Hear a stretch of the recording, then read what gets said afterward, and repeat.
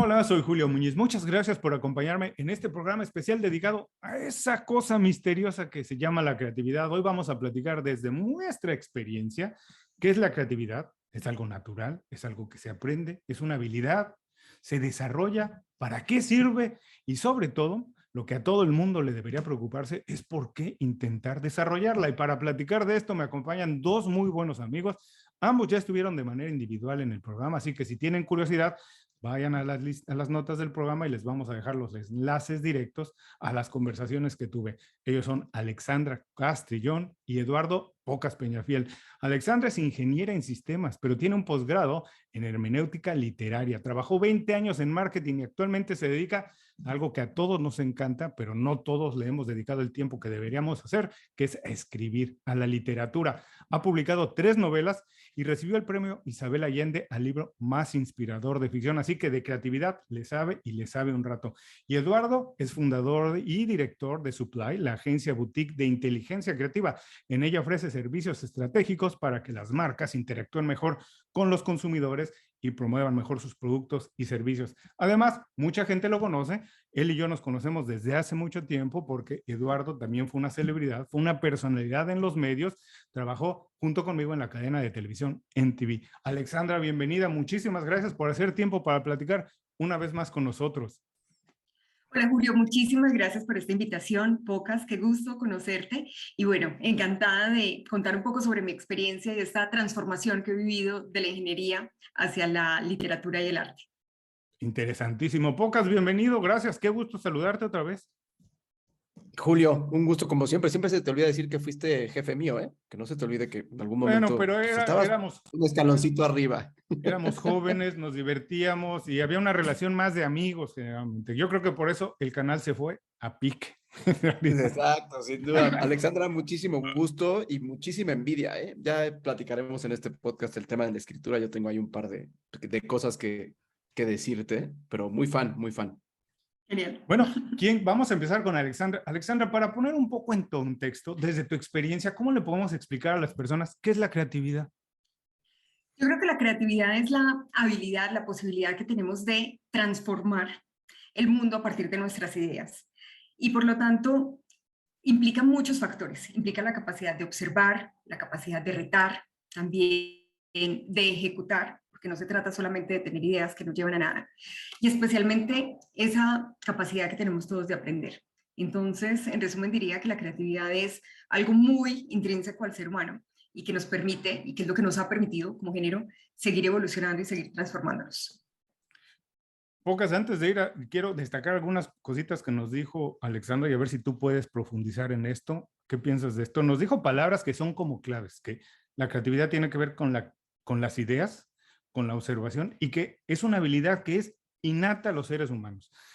Desde mi punto de vista, el problema con la creatividad es que siempre ha sido presentada casi como algo divino, como que unas cuantas personas están tocadas por ello, pero como bien dice Alexandra, a mí también me parece que es algo natural a los humanos, si no, la humanidad no hubiera llegado hasta aquí, no nos hubiéramos podido defender de un mamut hace millones de años. No podría estar así más de acuerdo contigo y con Alexandra. O sea, la creatividad no es un don, es una habilidad y es una habilidad que hay que nutrir, hay que desarrollar, hay que practicar.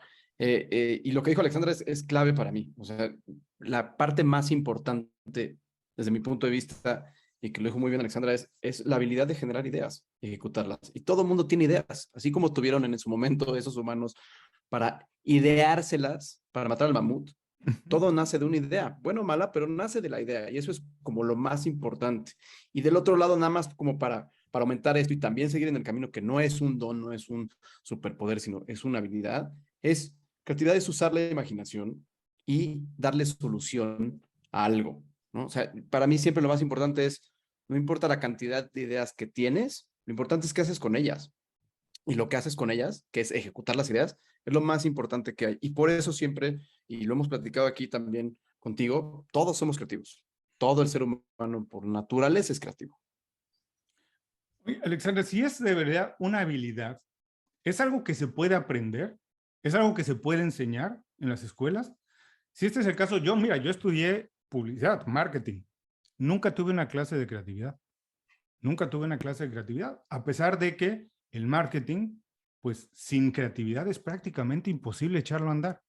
Pero si es una habilidad, se puede enseñar, y si es así, ¿qué deberíamos hacer desde tu experiencia? ¿Cómo lo has aprendido? ¿Cómo te has educado? ¿Cómo la has desarrollado? Yo creo que definitivamente se puede aprender, se puede enseñar y hay muchas técnicas y herramientas que nos ayudan en esto. Pero la característica que tiene para mí y que es lo que he vivido a través de mi experiencia es que no tiene tanto que ver con la teoría, que obviamente siempre entender la teoría es importante, sino con un poco como con nuestra apertura y con nuestra capacidad de experimentar. Entonces, creo que ahí es donde de repente muchas veces en los procesos de enseñanza formales nos podemos quedar cortos, porque es algo que depende más del individuo que lo está aprendiendo que de quien lo está enseñando, de nuestra capacidad de realmente transformar la información, lo que estamos observando, lo que estamos viviendo en soluciones, como lo decía Pocas, y de esa manera se puede enseñar, se puede aprender, pero no de una manera convencional. Va a requerir algo más enfocado a la acción, es lo que me parece a mí. Ahora, porque si tenemos que transformar las ideas en soluciones, todos tenemos que resolver algo, como tú también decías, en algún momento todos nos hemos enfrentado a un problema y lo tenemos que resolver. Yo alguna vez ponía un ejemplo, incluso desde que tienes que adaptar una receta de cocina, tienes que cambiar la ruta a la oficina porque no hay transporte público, porque cerraron una calle, lo que sea. Eso de alguna manera tiene que ser visto como creatividad, pero no es presentado de esa manera. Entonces, las personas en estricto sentido no se consideran creativas por eso, porque no consideran que tienen ideas. Muchas personas te dicen, es que no soy creativo, no se me ocurre nada. ¿Cómo le decimos a las personas que sí se le ocurren y que todos los días resuelve problemas de manera creativa? Es que siento que hay un punto muy importante, que hay como un sesgo creativo interesante, porque hoy ya, como no sucedía hace unos 15 o 20 años, hay muchas escuelas de creatividad, universidades, cursos que dicen que son para creatividad, pero el sesgo está raro porque llaman a los creativos cuando todavía no son creativos. O sea, quieren que los primeros grandes alumnos sean creativos que necesitan practicar su creatividad, valga la redundancia. Y eso siento que está mal de principio, porque aquí ya hablamos que no es un don, es una habilidad, y todo aquel que quiere ser creativo podría hacerlo en la práctica. Como bien dijo Alexandra, es bien difícil para mí dar una clase o un curso de creatividad pensando en teoría, porque la teoría de la creatividad tendrías que irte mucho más atrás y agarrar un buen de disciplinas para ver cómo impacta en cada una de ellas, llámese arquitectura, diseño, sociedad.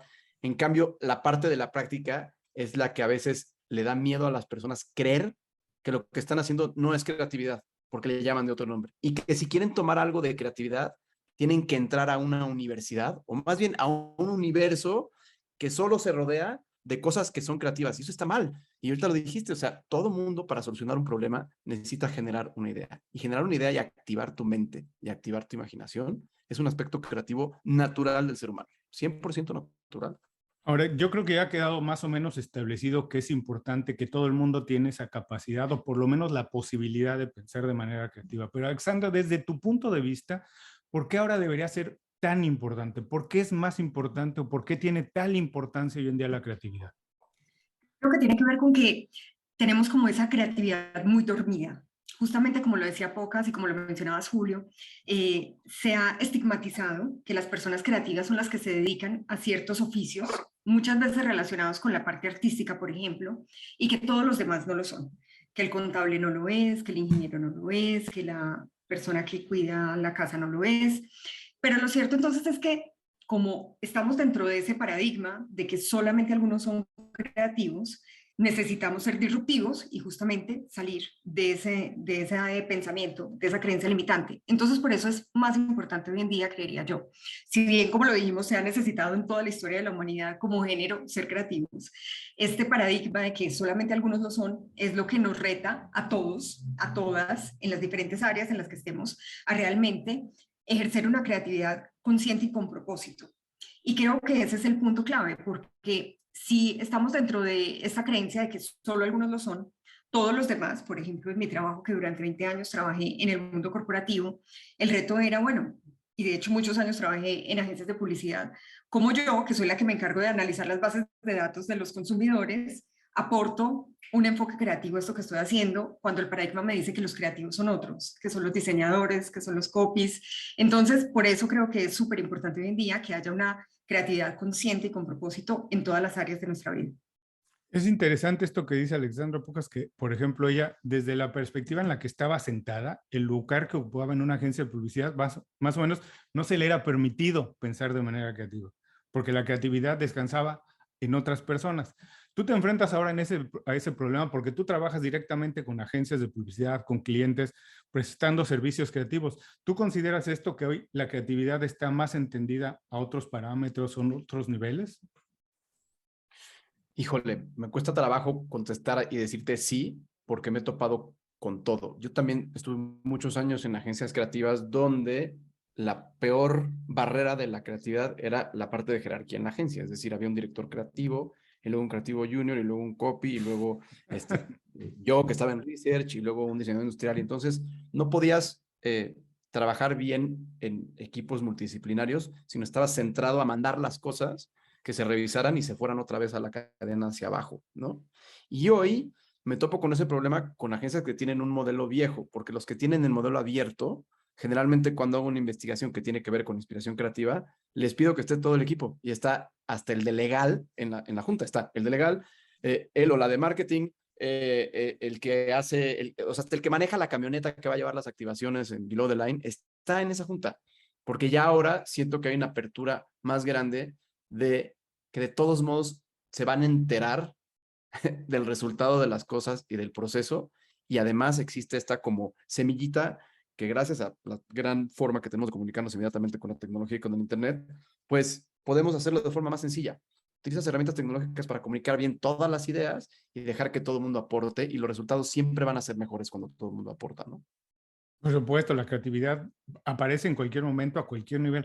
Alexandra, yo tengo esta, no sé si es visión o es un poco este sentimiento, que vivimos en un mundo un poco empujado por la eh, transformación digital que estamos viviendo, donde sí vivimos un mundo más creativo o donde por lo menos la creatividad es más necesaria, porque por lo menos, digo, antes, sin juzgar el trabajo de antes con los ojos de hoy, había más personas que podían vivir, por ejemplo, desde el feudalismo, con la agricultura, producir para ellos, después la revolución industrial empezaste a producir para alguien más, pero hoy en día eh, creo que si no piensas tu trabajo de manera creativa desde cualquier lugar, cualquier trabajo que hagas, estás casi destinado a ser reemplazado por una máquina.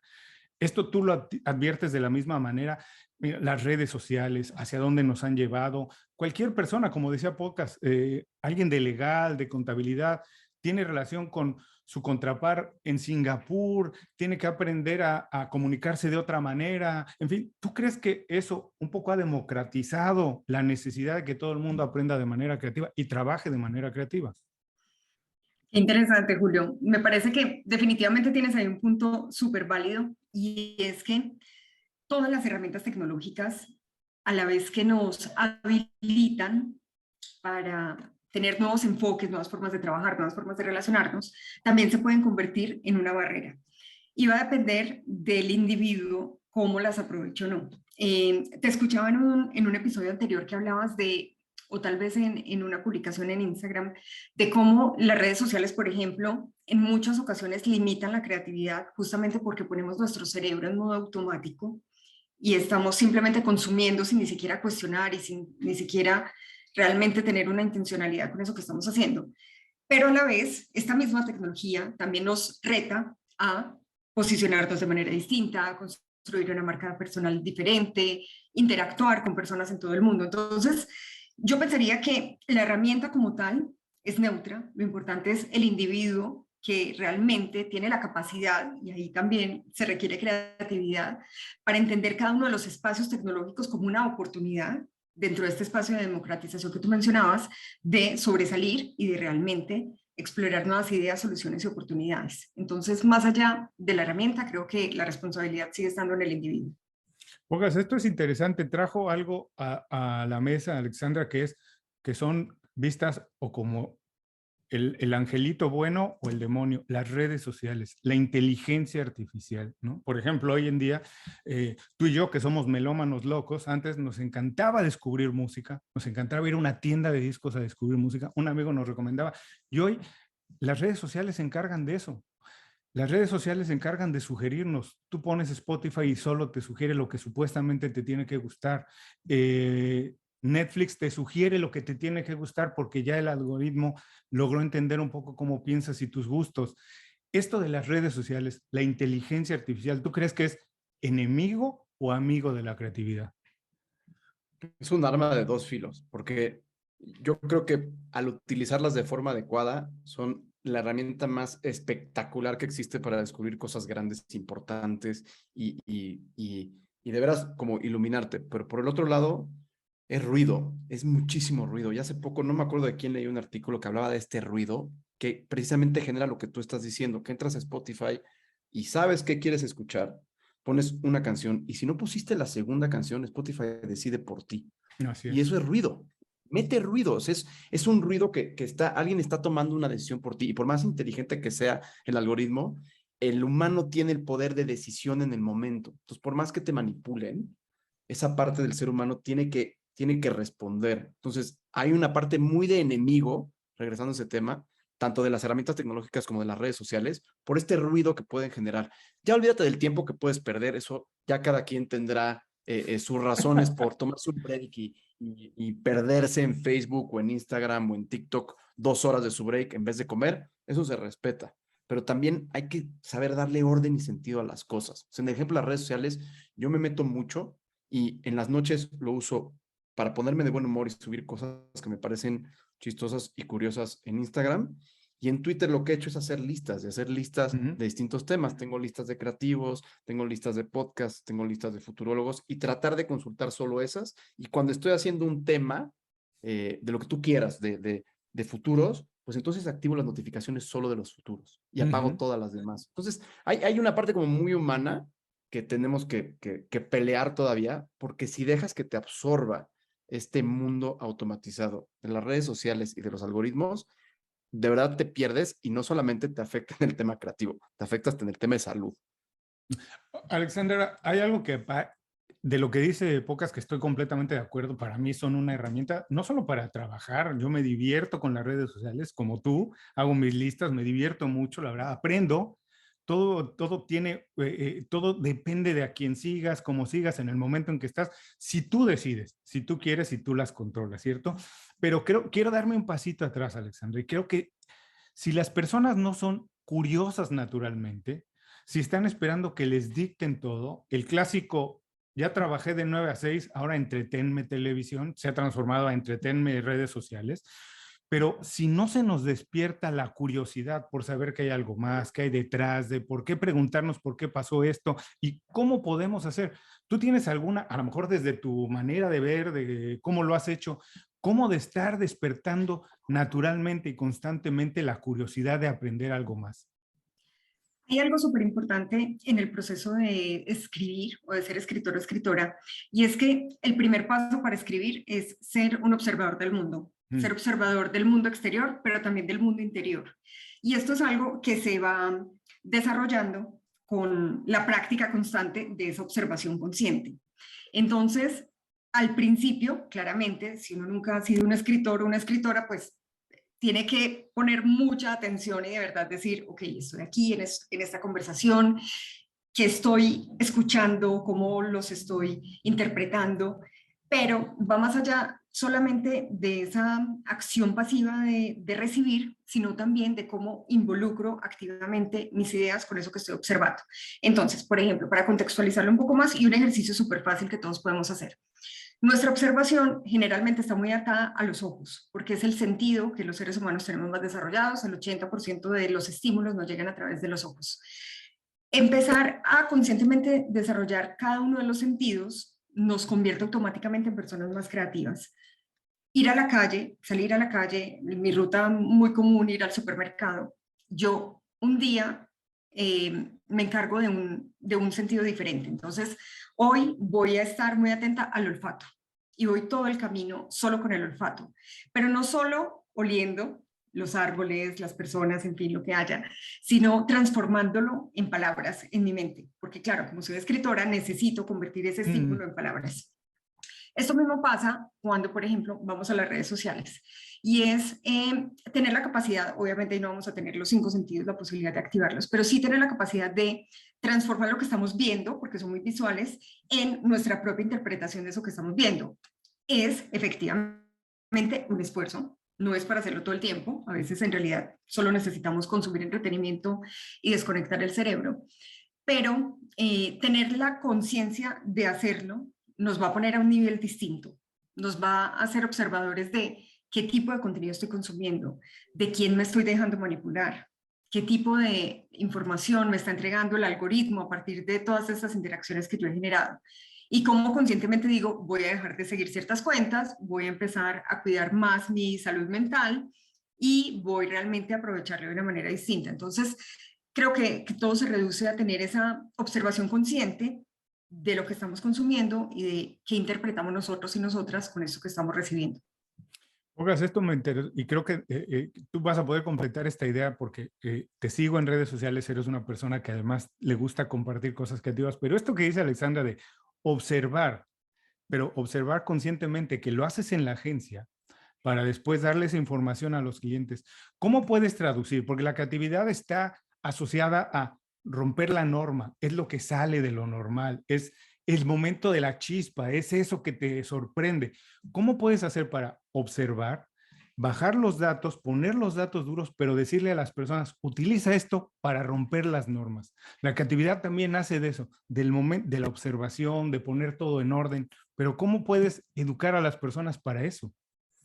Es que la verdad es que ese es el reto más difícil y Alexandra lo dijo muy bien. O sea, yo lo aprendí y después en un curso de Redbox lo dijeron y tal cual lo aplico. Mientras más cosas ves, más ideas tienes. Pero si dejas que lo que ves lo decida alguien más, llámese redes sociales, pues te truena. O sea, te truena porque no estás decidiendo tú conscientemente las cosas que quieres ver. Estás viendo las cosas que las otras personas quieren ver.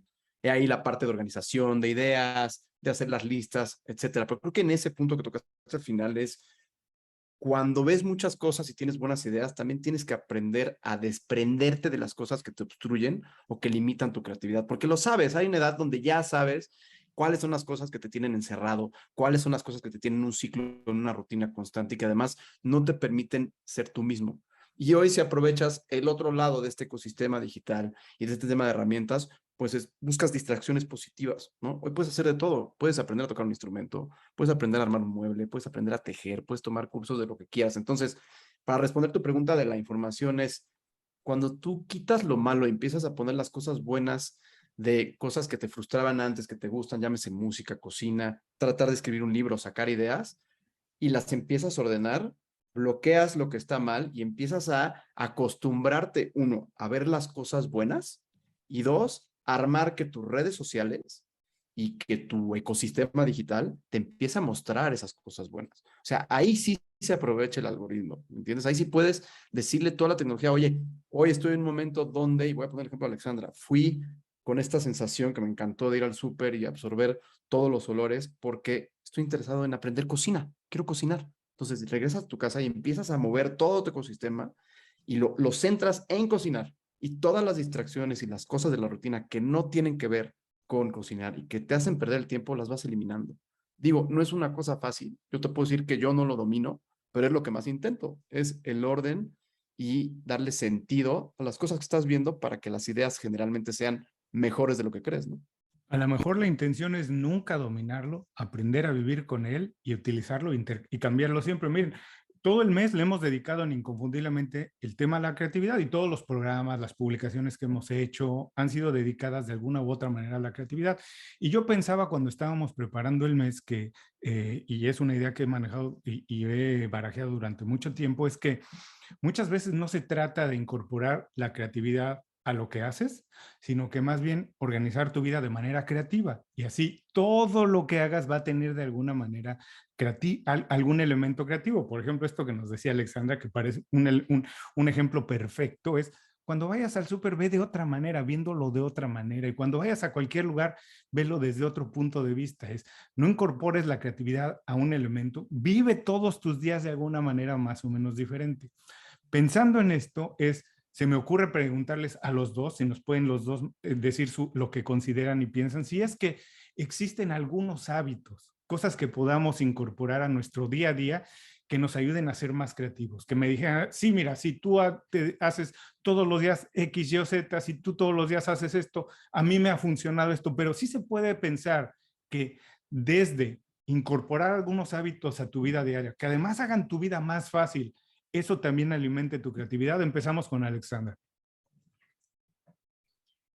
Definitivamente. En mi caso, pues hago siempre estos ejercicios sensoriales, de un día el olfato, otro día el oído, otro día el tacto, en los diferentes aspectos o en los diferentes lugares a los que voy. Siempre que voy a un sitio nuevo, intento percibirlo con los 5 sentidos, no solamente quedarme con lo que veo y transformarlo mientras lo voy sintiendo, lo voy transformando en palabras que me ayuden a interpretarlo, pero hay un par de hábitos adicionales que tengo como muy incorporados en mi cotidianidad, y uno es escribir mucho. Y no me refiero a escribir específicamente las novelas o el trabajo que hago como escritora, sino ir llevando listas de todos esos estímulos, de todas esas personas que observo, de los lugares, de las sensaciones, y volviendo a lo que decía antes de también observarse a sí mismo o observar el mundo interior, de mis reflexiones, de mis pensamientos, de mis ideas, de mis preocupaciones. Entonces, ejerzo mucho como la escritura de una forma en la que me ayuda a conectar con esos estímulos que estoy recibiendo interna y externamente. Y creo que hay otro punto que me ayuda muchísimo, y es también exponerme de una manera muy consciente a 2 entornos, la naturaleza y el arte. Para mí, ir como a un parque, caminar entre los árboles, es algo que me despierta muchísima sensibilidad y que me activa muy positivamente, y seguramente, Julio, tú habrás leído libros donde hablen de la importancia de estar en la naturaleza y todo esto. Y por otra parte, el arte en todas sus formas: escuchar música, ir a una galería, leer libros, por supuesto, ver películas. Creo que es algo que personalmente me nutre muchísimo y que aplico constantemente. Pocas. Mira, lo hemos dicho muchas veces y Alexandra ya dijo, creo que el más importante, o sea, salir a caminar y, o sea, estar pegado a un árbol es de las mejores cosas que te pueden pasar.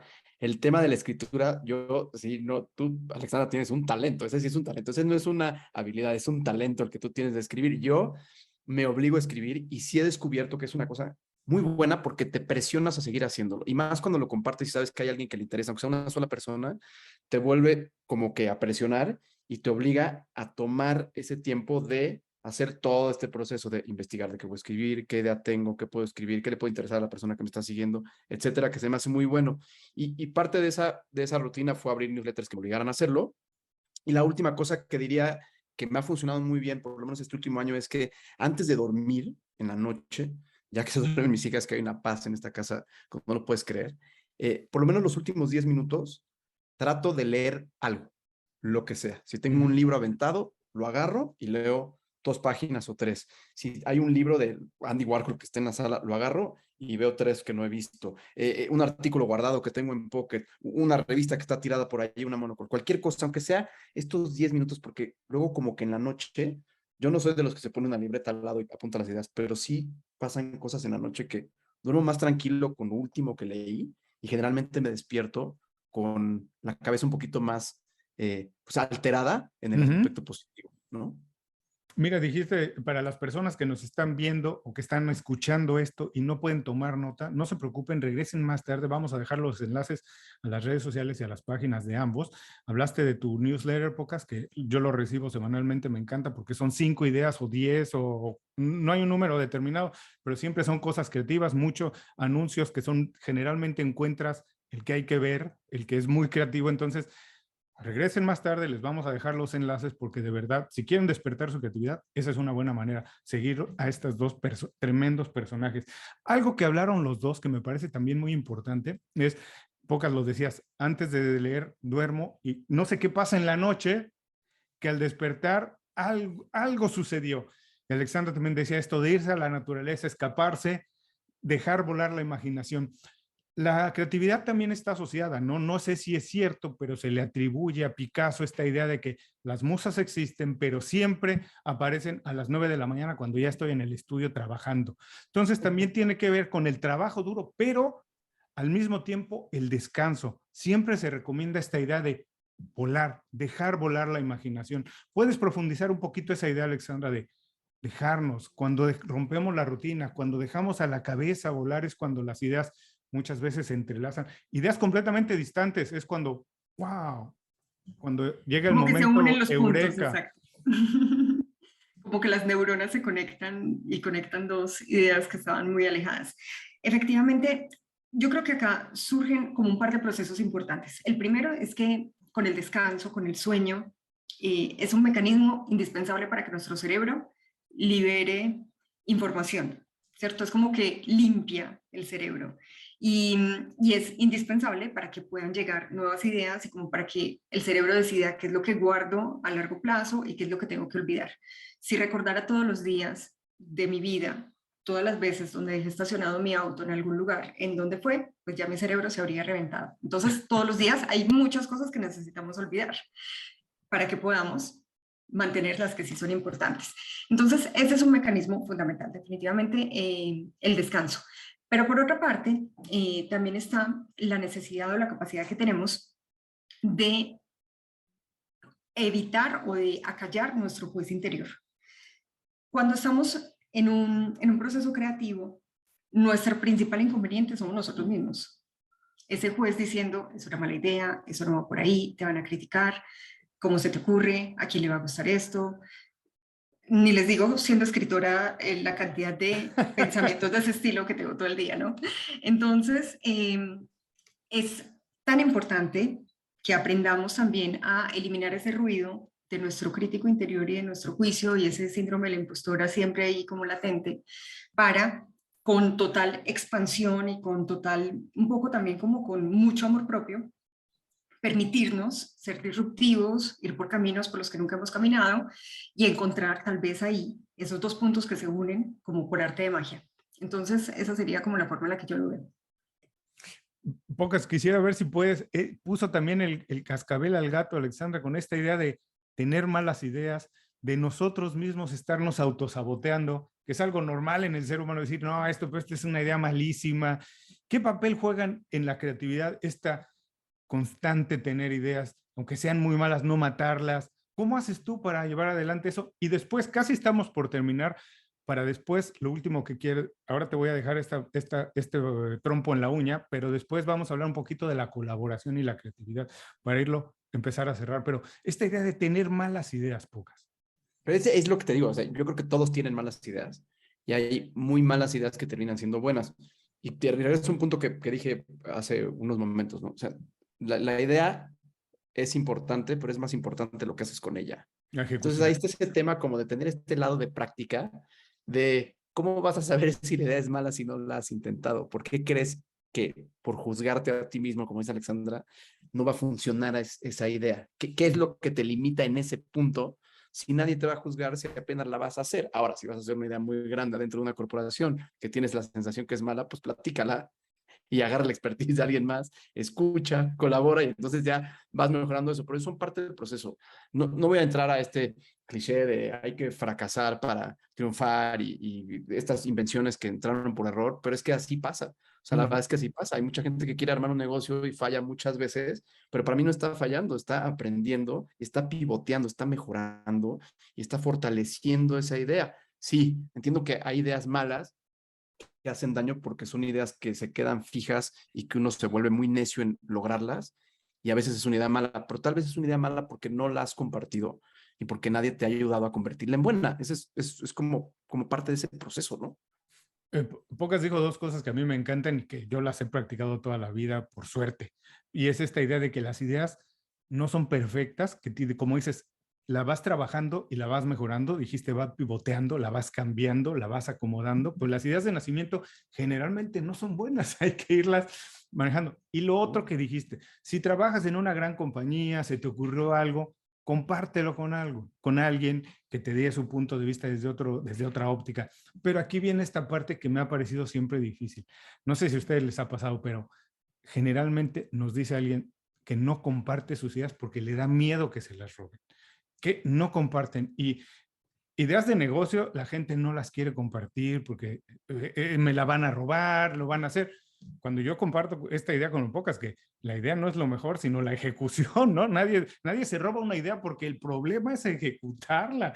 Si alguien le hubiera robado a Jeff Bezos la idea de Amazon, el problema no era la idea, el problema era echar a andar ese negocio, caray, ¿no? Que no cualquiera lo hacía. Pero Alexandra, esta idea de compartir tus ideas, de buscar colaboración, creo que a los latinos nos cuesta mucho trabajo la idea de soltar, abrir, compartir, buscar un segundo punto de vista, incluso hasta por miedo que nos digan que es una idea muy mala. Pero ¿te ha pasado? ¿Cómo lo evitas? ¿Qué recomendación tienes?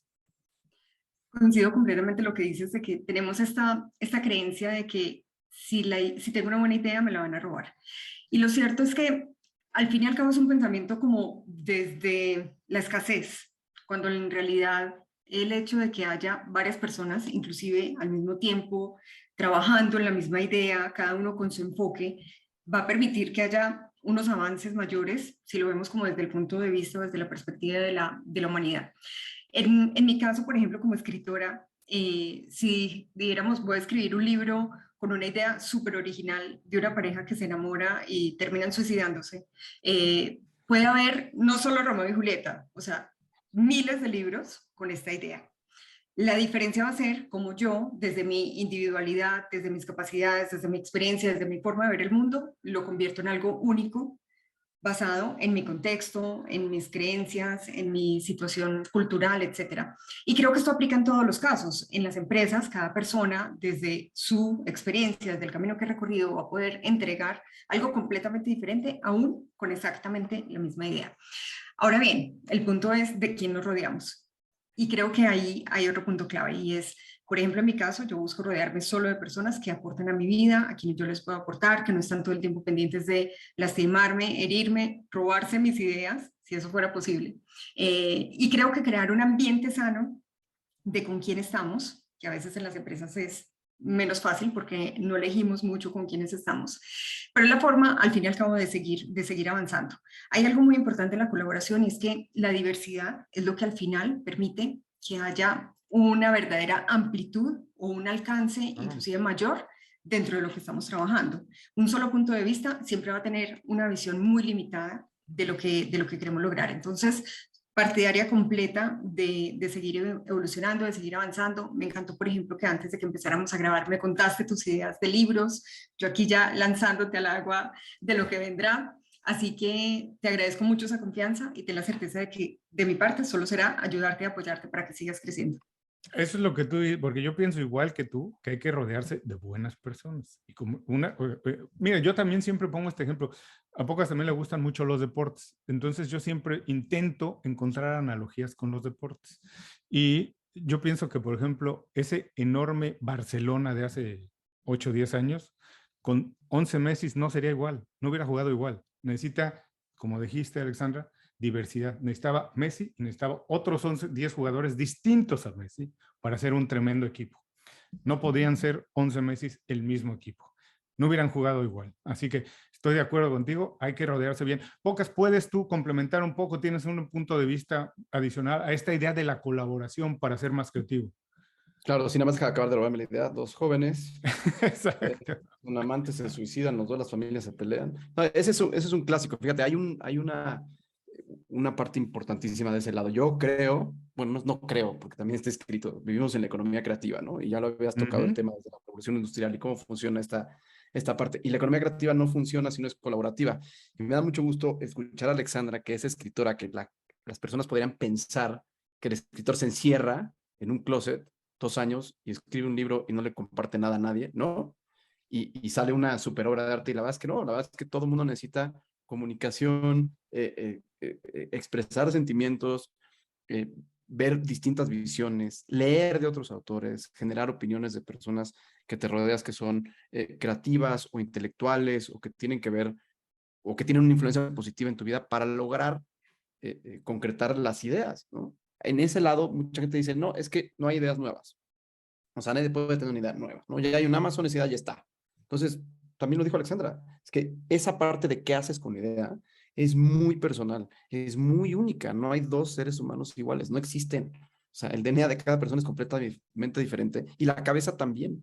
Y la forma que la quieres ejecutar, mientras te rodees de personas que piensan similar a ti, que tienen esa energía para ejecutar esa buena idea, pues te va a ir mejor. Si al final fracasa, es otro tema, pero no te puedes rodear de personas en un principio que están peleando tus ideas y que no quieren compartir sus ideas porque creen que se las vas a robar, cuando al final la colaboración es la parte más buena que tiene la creatividad y la que sin duda ha dejado los mejores resultados en este mundo, ¿no? Y de esta idea, de esta hipótesis, de esta tesis, nace inconfundiblemente. Era hablar con personas para platicar ideas, nada más. Y hoy lo estamos concretando de alguna manera. Estamos a punto de despedirnos. Agradezco muchísimo a los dos. Creo que nos han dejado una conversación extraordinaria para regresar, verla con cuidado, hacer notas, empezar a echar a andar la cabeza. Pero antes de irnos y que nos compartan dónde podemos saber más de su trabajo, qué están haciendo, me gustaría saber primero, Alexandra, si tienes oportunidad de que las personas se queden con una idea de esta conversación, ¿con qué te gustaría que se queden?